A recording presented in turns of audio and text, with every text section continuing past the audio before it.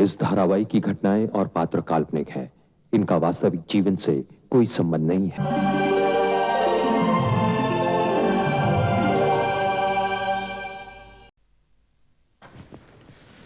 May I come in, sir? हाँ हाँ, आइए कमलाकांत जी। आपने मुझे बुलाया चड्डा साहब? जी हाँ कमलाकांत जी, आपने इस महीने की सेल्स रिपोर्ट देखी है?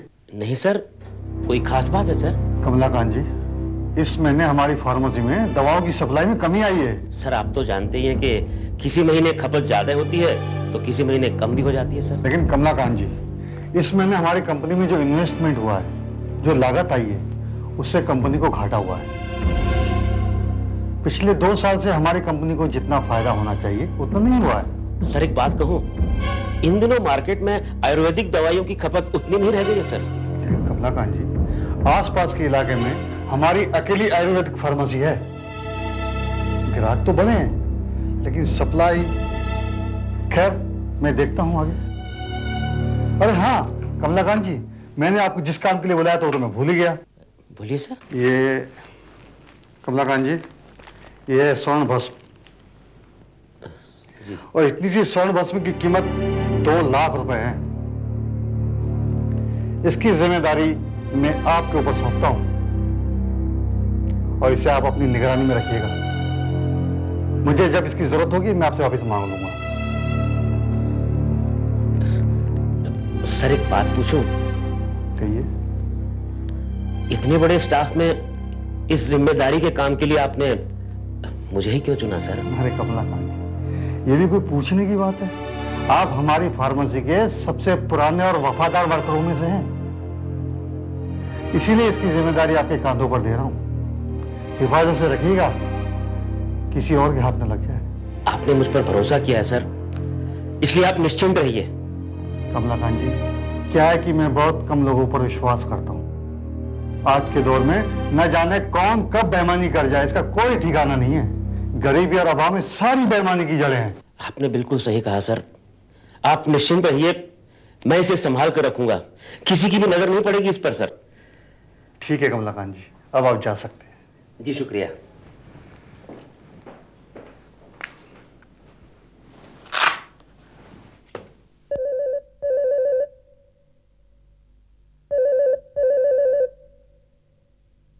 हेलो, कौन?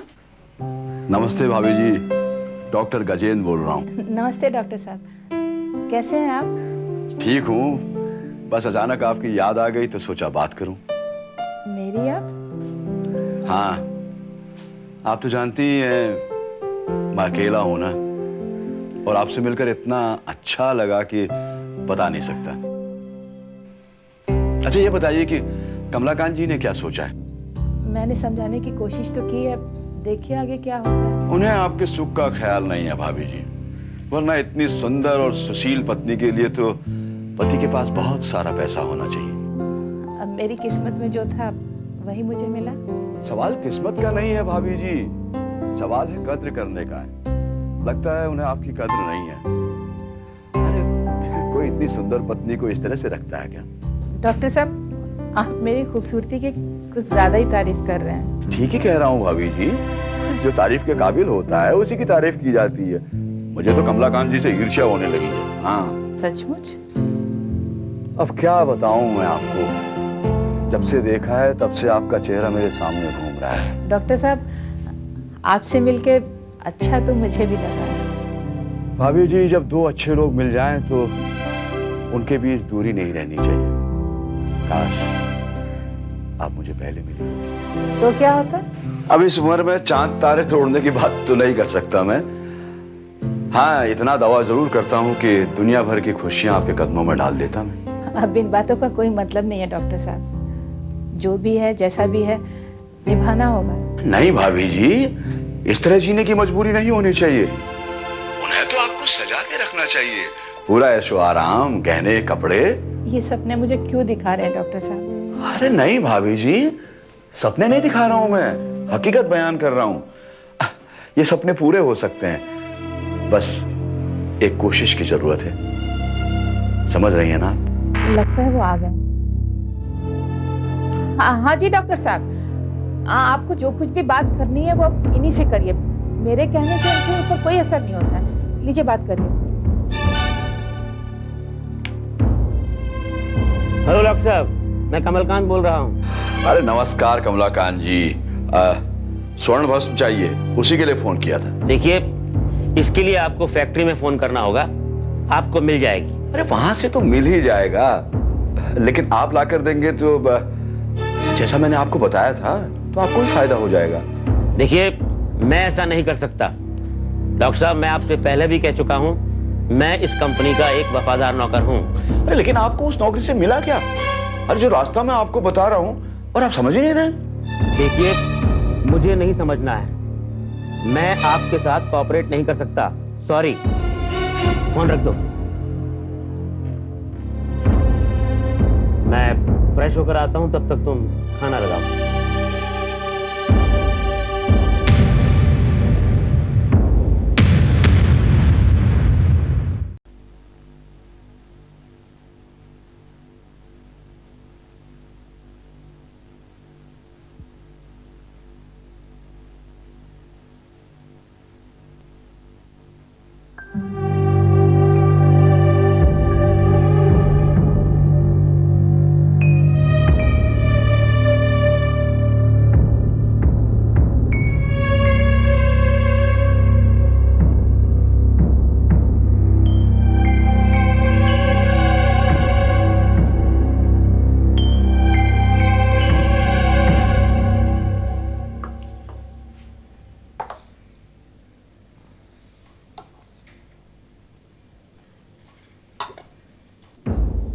ये क्या रत्ना, आज खाने में सिर्फ दाल चावल ही बनाए हैं? जो था वो बना दिया। अब तुम्हारी तनख्वाह लाख रुपए तो है नहीं कि रोज नए नए पकवान बनाऊं। तुम्हारे कहने का मतलब है कि घर में सब्जी तक लाने के पैसे नहीं थे? होते तो लाती नहीं क्या? ये दाल चावल भी बनिए क्या से उधार लाई हूँ। महीने का आखिर चल रहा, तुम्हें पता नहीं है क्या? रत्ना, तुम तो अच्छी तरह से जानती हो कि बिना सब्जी के मुझे खाना खाना अच्छा नहीं लगता। अगर सब्जी खाने का इतना ही शौक है तो अपनी कमाई बढ़ाओ तुम। ये तो गनीमत समझो कि दाल चावल नहीं, वरना खाली पानी पी के सोना पड़ता। ये तुम क्या कह रही हो रत्ना? मेरी समझ में नहीं आ रहा कि इस महीने इतना खर्च कैसे हो गया? मन की फीस भरी है, 2 महीने से उसकी फीस नहीं भरी गई। उसका नाम कट जाता तो? मन की पढ़ाई पे कितना पैसा खर्च हो रहा है इस बात का अंदाजा है तुम्हें? और इस बार उसने BMS का फॉर्म भरा है। हाँ, मालूम है मुझे। मालूम है तो फिर हाथ पे हाथ तेरे बैठे क्यों हो? कुछ करते क्यों नहीं हो? रत्ना, मेरी जितनी सामर्थ है मैं कर तो रहा हूँ। अरे इस तनख्वाह में अब गुजारा नहीं होता तो मैं क्या करूँ? रास्ता तुम्हारे सामने है, लेकिन अगर तुम उस पर चलना ही नहीं चाहते हो तो ये तुम्हारी बेवकूफी है। अरे आदमी को अपनी हैसियत से ऊपर उठने की कोशिश करनी चाहिए। देखो रत्ना, मैं तुमसे पहले भी कह चुका हूँ कि अगर तुम चाहती हो कि मैं नेकी और ईमानदारी के रास्ते को छोड़कर चोरी का रास्ता अपना लूं, तो ये मुझसे नहीं होगा। ठीक है, तो फिर मेरा भी जवाब सुन लो।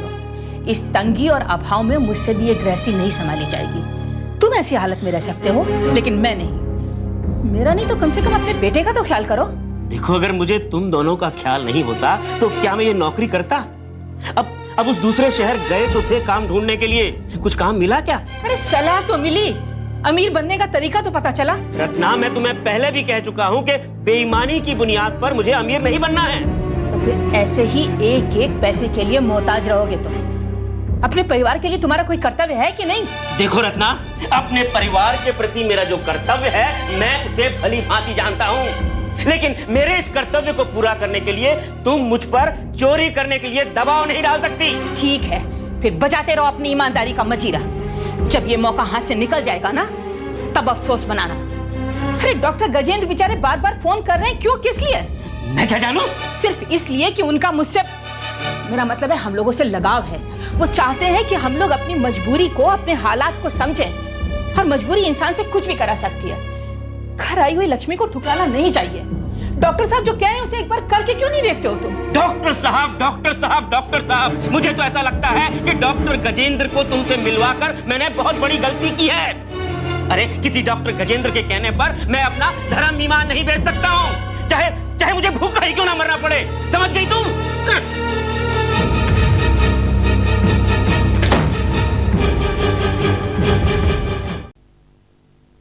नमस्कार डॉक्टर साहब।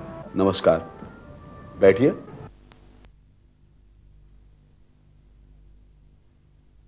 हाँ बताइए, क्या बात है? डॉक्टर साहब, पिछले 1 महीने से यहाँ कभी कभी बहुत जोर का दर्द उठता है।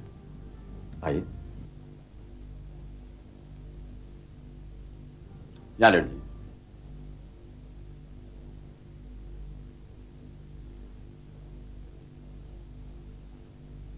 यहाँ जी किस जगह? जी हाँ, बिल्कुल ठीक जगह है। आजकल दर्द इतना ज्यादा नहीं होता है, लेकिन कभी कभी इतना तेज दर्द उठता है कि बर्दाश्त ही नहीं होता। पथरी है आपको? आइए।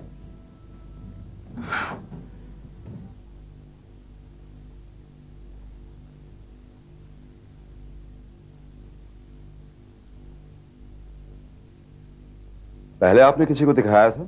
जी, एक एमबीबीएस डॉक्टर है, उनको कुछ दिन पहले दिखाया था। उन्होंने भी कहा था पथरी है, कहा था कि ऑपरेशन करना पड़ेगा। तो आपने ऑपरेशन क्यों नहीं करवाया? मेरे एक दोस्त ने कहा था कि आयुर्वेद में इसका इलाज बगैर ऑपरेशन के है, इसीलिए आपके पास आया हूँ। हाँ, आयुर्वेद में इसका इलाज तो है, लेकिन उसमें थोड़ा वक्त लगता है। मैं आपको कुछ दवाएं देता हूँ, वो अंदर ही अंदर आपकी पथरी को गला देगा। कितना टाइम लगेगा डॉक्टर साहब? अब ये तो रेगुलरली दवाइयाँ लेने पर और आपके परहेज पर डिपेंड करता है। बीज वाली सारी सब्जियां आपके लिए बंद हो जाएंगी, और कोशिश कीजिए जितना ज्यादा पानी पी सकें। मैं आपको भी कुछ दवाइयाँ देता हूँ हफ्ते भर की।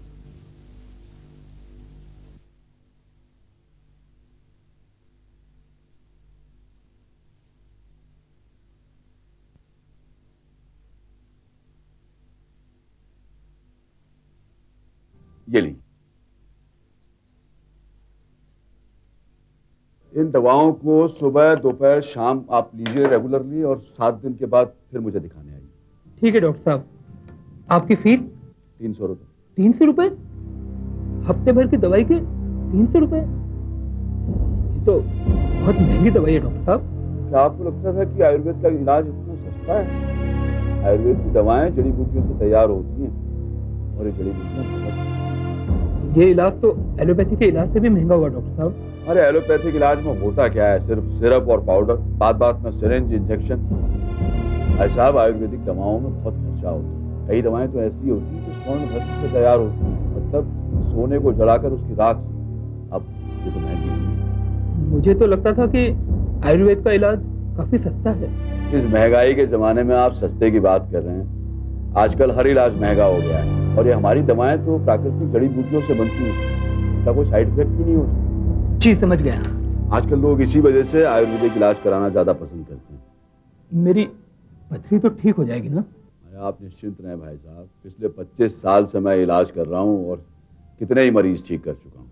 आपको निश्चित ही फायदा होगा।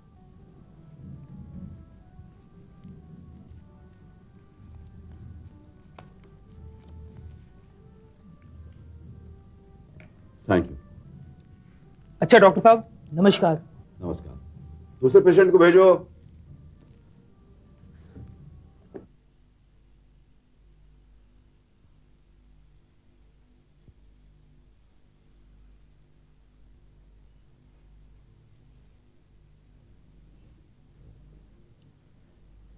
Good morning Balwant Singh ji.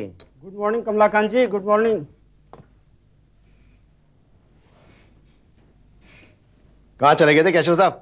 Bank चला गया था, चड्ढा साहब ने कुछ रुपए मंगवाए थे। इस महीने हम लोगों की सैलरी तो टाइम पर मिल जाएगी ना? अरे पहले महीना तो पूरा होने दीजिए। ठीक है।